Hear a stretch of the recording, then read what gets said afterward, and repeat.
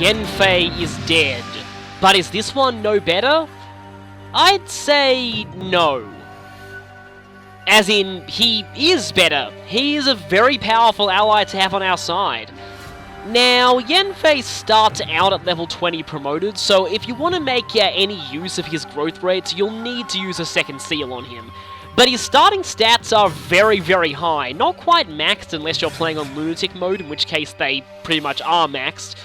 But, yeah, they're still very, very high. Amazing skill and speed. Very high strength for a Swordmaster, and pretty decent defense as well. Also very good luck, so Yanfei's starting stats are pretty amazing.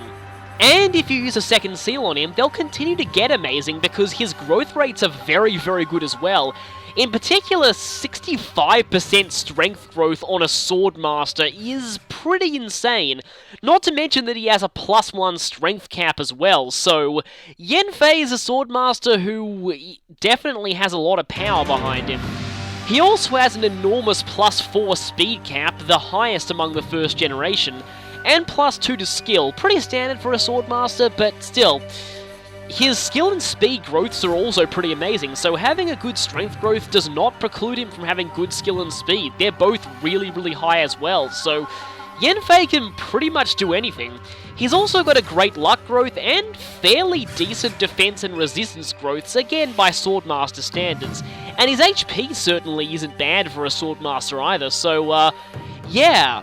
Of course, eventually Yanfei's durability will suffer because he has a -1 to the defense cap and -2 to resistance. -2 to magic cap really doesn't matter very much because it's unlikely he's going to be any magic classes anyway. Just don't give him Levin Swords. He's much better off using the Amatsu for range damage. That is, assuming you haven't broken it by now. So, really, that's all I need to say about Yanfei's stats. They're, well, very, very good. He is one of the best Swordmasters in the game. Only certain builds of second-generation characters are going to have a chance of being better than him, so he's definitely a pretty good character to recruit. As far as class options go, Yanfei basically has the same options as his sister Sairi, but swapping out Pegasus Knight for Archer, so that's really the main area where they're differentiated from each other. But Yanfei already starts with all skills from Myrmidon and Swordmaster, so he's got everything he can out of that class, so if you're thinking of using a second seal, you might want to consider going into other classes for him. As an assassin, he can learn lethality, which is always amazing, especially with Yanfei's really high starting skill. And Pass, which is always a very useful skill to have. And as a Wyvern Rider, he'll learn a few vaguely okay skills, but this class branch is mostly useful for Deliverer, which gives +2 movement while paired up, which is pretty much all the time in this game. Despite the fact Yanfei only has one support option, it's still beneficial to have him paired up with people. And also Swordbreaker and Lancebreaker. Lancebreaker in particular will be very useful because Lances are Yanfei's main weakness when he's in sword-using classes.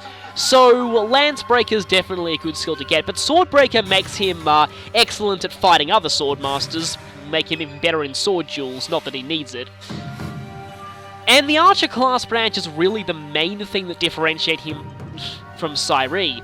In this class, he'll learn Skill +2 and Prescience, neither of which are particularly all that great for him.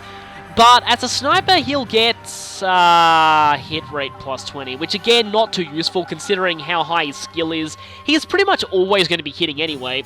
And Bowfair is a decent skill if you want to use him as a Bow Knight. As a Bow Knight, he'll get Rally skill, but this is his only Rally ability, so it's not really all that useful. And Bowbreaker. This means that Yanfei has access to 3 breaker skills, which is actually quite useful. So really, I'd say the main skills to learn for Yanfei are the 3 breakers he has access to in lethality. But in general, Yanfei is very, very good, and he has pretty much exactly the kind of class options that he needs. The Archer branch really doesn't do all that much for him aside from giving him Bowbreaker though, whereas his sister gets Gale Force from Dark Flyer, which is a really, really good skill, so Cyree does have one up on him there. Of course, being a spot pass character, Yanfei does have the major disadvantage of only being able to support with the Avatar. Annoyingly, he can't support with Cyree, so that's really frustrating. But, yeah, so he's got great stats, but lack of support options might let him down in the long run. It's funny, I talked before about how Cyree's lack of support options lets her down, and, well, her support options look good compared to his. That should tell you something. Yanfei is voiced by Kirk Thornton, who... he kinda has a tendency to voice, deep-voiced, angsty characters.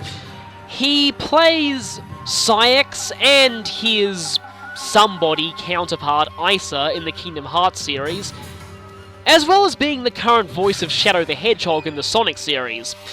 That actually means that most of the main cast of the Sonic games, well, the current main cast of the Sonic games, is in this game, ironically apart from Sonic himself, seeing as Roger Craig Smith does not voice anyone in this game. But Tails, Knuckles, Shadow, Amy, all of them are, all of their current voice actors are in this game, so feels a bit weird that Sonic is the only one not present. Kirk Thornton is also Jade Curtis in Tales of the Abyss.